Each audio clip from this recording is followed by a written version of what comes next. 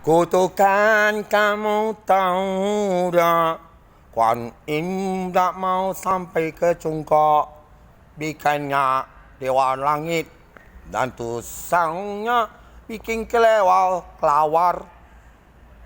Semeter setengah kacu saya, Pak Jokowi kau kira main-main. SBY disedot darah mati. Tak usah cari dukun, dukun Dautoni, dan baru dari Islam lari ke Kristen. Harus kompensasi bayar anak-anaknya katanya. Kau sudah tipu negara, SBY punya negara presiden kami. Saya ambil alih dan potong Dautoni dari agama dan pindah. Tipu negara waktu SBY mati. Terkutuk jadi virus.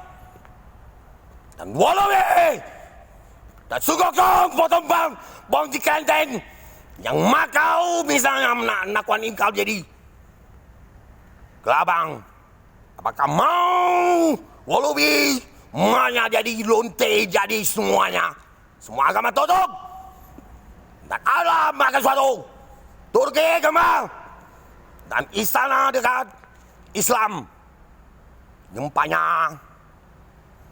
Orang Islam, kau tahu saya dapat 5 juta triliun. Kau iri ya? Nawang. Akuan kau bilang apa? Kalau ke suatu Jokowi agama itu balikkan pisau potong babi dan di Kelenteng kami kapa-kapa. Bukan agama kau lebih hebat. Ada di desi Cungyang.